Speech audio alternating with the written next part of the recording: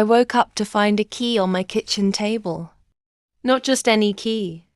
The key to a house I abandoned 2 years ago. The house where a man with a stolen name lived under my roof, watched me in the dark and disappeared like smoke.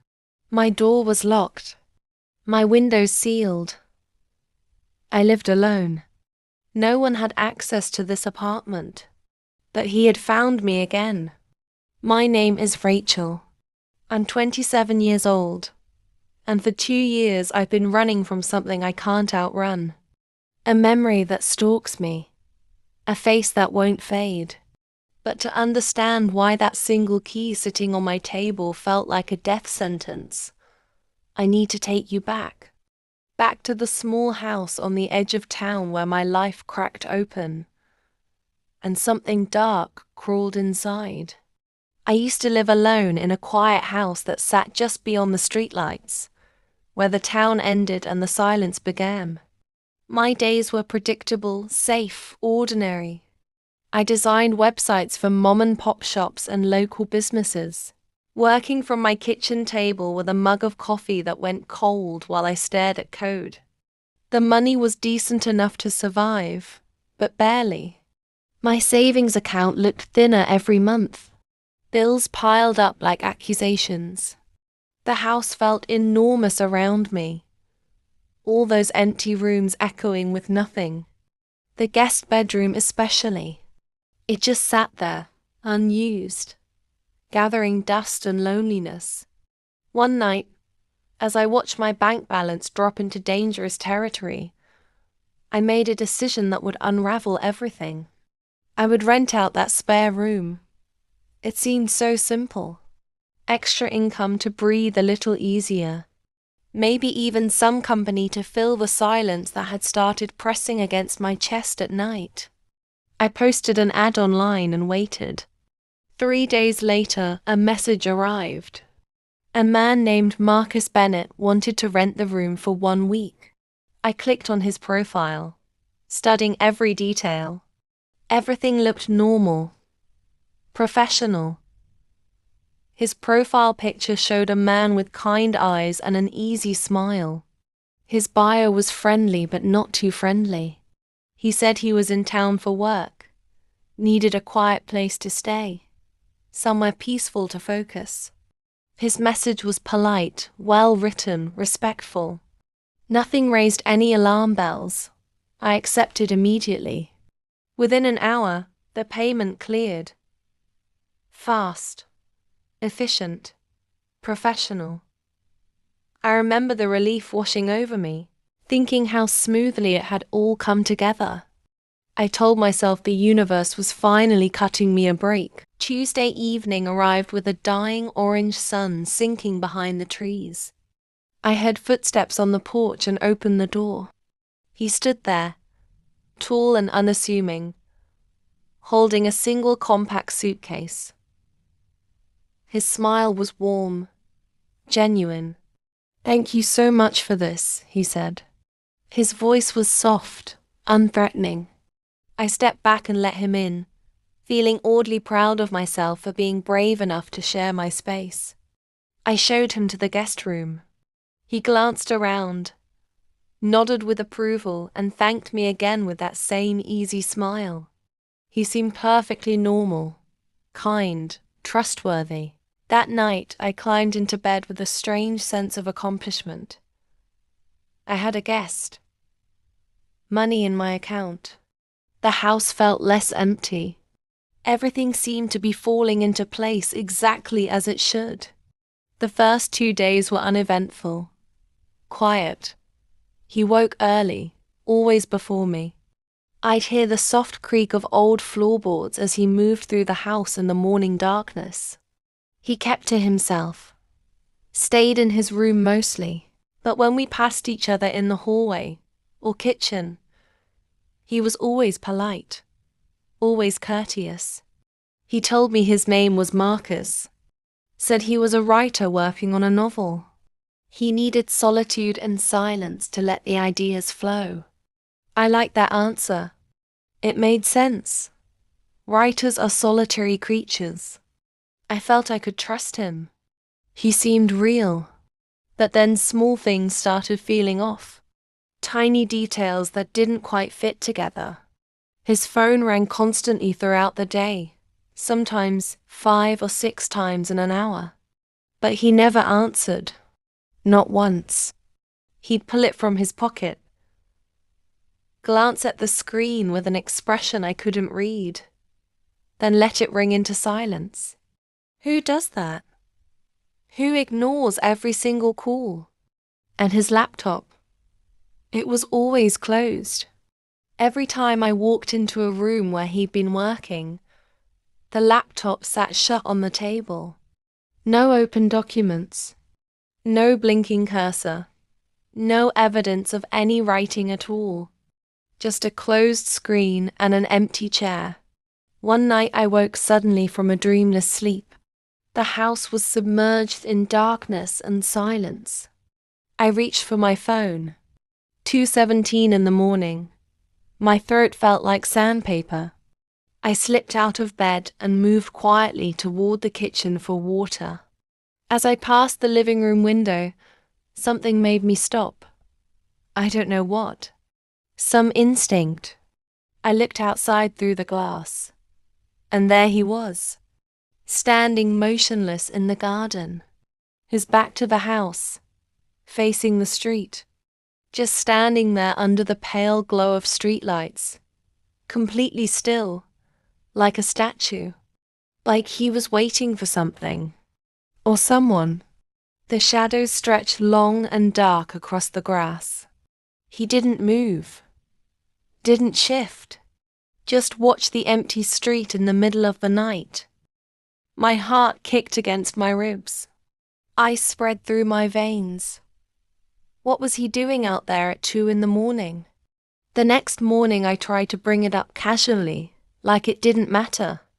I saw you outside last night, I said, forcing lightness into my voice. Everything okay? He barely glanced up from his coffee. I like the night air, he said flatly. That was it. No explanation. No elaboration. His tone was a door slamming shut. I didn't push, but something about the way his eyes met mine made my stomach twist. They were empty, distant, like he was looking through me at something I couldn't see. Something was hiding behind those eyes. Something I didn't want to name. On the 3rd day, I was sitting in my bedroom working when my phone rang. The screen showed an unknown number. I almost ignored it, but curiosity got the better of me. I answered. A man's voice came through, clear and professional. Hello, this is Marcus Bennett. I'm calling about the room I rented from you. I'll be arriving next week. I just wanted to confirm the address before I travel. The world stopped. My blood turned to ice water. My hands started shaking so violently I could barely hold the phone. I couldn't speak. Couldn't breathe. From the kitchen, I heard footsteps. The man in my house, the man I'd let in, was walking around out there, making himself at home. I gripped the phone harder, my knuckles white. My voice came out barely above a whisper. You said your name is Marcus Bennett. Yes, the voice replied, confusion creeping in. That's me. Is something wrong? My mind was spinning, collapsing in on itself. The real Marcus Bennett was on the phone. The actual guest I'd rented to was supposed to arrive next week, which meant the man living in my house right now, the man sleeping down the hall from me, was not Marcus Bennett. He was someone else. A stranger. A liar. Someone who had stolen another man's identity to gain access to my home. But why? What did he want from me? What was he planning? I ended the call without explanation, my heart slamming against my chest so hard, I thought I might pass out. I sat frozen on the edge of my bed, trying to make sense of what I'd just learned. Terror flooded every cell in my body. I was alone in this house with a man whose real name I didn't even know. A man who had lied from the very first moment, who had deceived me deliberately. Carefully, I forced myself to breathe, in and out, slow and steady. I had to stay calm, had to think clearly. Panicking would get me killed. I decided to test him, to see if he knew that I knew. I walked into the kitchen where he stood by the counter, casual and comfortable. My voice trembled as I spoke. "Marcus," I said carefully, "where did you say you were from again?" He turned slowly to face me. His expression didn't change at all. "You don't remember?" he asked calmly. My throat tightened. "Just remind me," I said, trying to sound normal, natural. He tilted his head slightly, studying me. "I think you already know," he said quietly. The air left my body. He knew. He knew I'd figured it out. "Oh, right," I stammered, forcing a smile that felt like broken glass. My memory's terrible sometimes. I stood up too quickly, my legs weak beneath me. "I'm exhausted. I think I'll go to bed early tonight." I didn't wait for him to respond. I turned and walked as steadily as I could toward my bedroom, every step feeling like a mile. I could feel his eyes burning into my back the entire way. As soon as I reached my room, I closed the door and locked it. My hands shook so badly I could barely grip the lock. I pressed my back against the door, my mind racing. I wasn't safe here. This man, whoever he was, had lied his way into my life. He'd been watching me, studying me, learning me, and now he knew I'd discovered the truth. I had to leave, had to get out of this house right now while I still could. I grabbed my phone and keys with trembling hands. I took one deep breath, unlocked the door, and stepped into the dark hallway. The house was silent, suffocating. I moved as quietly as I could toward the front door, every creak of the floor sounding like a scream. My pulse hammered in my ears.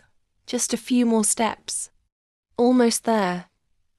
Then his voice cut through the darkness like a blade. "Going somewhere, Rachel?" I spun around. He was standing in the doorway of the living room, arms crossed, face eerily calm. Too calm.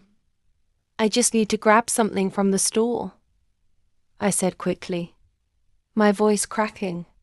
"I'll be back in a few minutes." He took a step forward. "You already know, don't you?" he said softly. "You know, I'm not Marcus." My entire body locked up. I couldn't move, couldn't think. "Who are you?" I whispered. He smiled. A cold, empty smile that didn't reach his eyes. "I'm not here to hurt you, Rachel, but I need you to listen to me very carefully." I didn't want to listen. Didn't want to hear anything he had to say. Fear exploded into pure survival instinct. I lunged forward and shoved him with everything I had. He stumbled backward, caught off guard. On the table by the door sat a heavy metal lamp. I grabbed it, raised it high above my head, and brought it down on him with every ounce of strength in my body. He cried out and collapsed to the floor. I didn't think, didn't hesitate. I threw the door open and ran into the night, screaming for help at the top of my lungs. My voice tore through the silence. Lights flickered on in windows. Doors burst open. Neighbors rushed out onto their porches. Someone shouted that they were calling the police. Within minutes, sirens wailed through the air. 2 officers approached me as I stood shaking on the sidewalk, tears streaming down my face. They asked what happened. I told them everything. The stranger, the lies, the stolen identity, the fear. They listened intently, their faces serious, then entered my house to find him. When they emerged, their expressions were grim. The man was gone, vanished. Not just him, but everything. His suitcase, his clothes, every single trace of his existence had disappeared. It was as if he'd never been there at all. The officers checked neighborhood security cameras. Nothing. No footage of him leaving. No image of his face. No evidence of where he'd gone. They asked for his name. I gave them Marcus Bennett, but they found no one matching that name or description anywhere. No fingerprints. No identification. No proof he had ever existed at all. For weeks after that night, I couldn't sleep. Every shadow became a threat. Every sound made me jump out of my skin. I was terrified he'd come back, that I'd wake up and find him standing over me. Months crawled by like wounded animals. Eventually, I moved to a new apartment across town, changed my phone number, deleted my old email, tried desperately to rebuild some version of a normal life. I wanted to feel safe again. I needed to feel safe again. Then one evening I came home from work. I unlocked my door, stepped inside, and froze. There it was, a house key, sitting perfectly centered on my kitchen table. It looked exactly like the key to my old house, the house I'd fled from, the house where he'd lived with me. My door had been locked. My windows were sealed shut. No one should have been able to get inside, but someone had. He had found me again. I called the police immediately, my hands shaking so hard I could barely dial. They searched every inch of the apartment, checked every window, every lock. They found nothing. No signs of forced entry. No evidence anyone had been inside. But I knew. Deep in my bones, I knew. He was out there, watching me, waiting for something. 2 years have passed since that night. The police searched for him for months, following every lead into dead ends and empty rooms.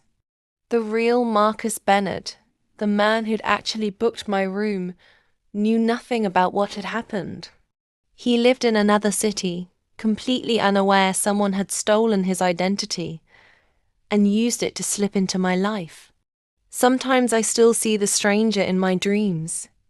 His face, his voice, that cold, knowing smile. I know he could come back at any moment. I know the next time I come home, there might be another key waiting for me. And if that happens, I don't know if I'll be able to escape a second time. I'm still waiting, still watching every shadow, still afraid of every unexpected sound. If this story left you breathless, if you felt that fear crawling up your spine, please hit that like button. Share it with someone who loves a mystery that stays with them. And subscribe so you never miss another story that will keep you awake at night.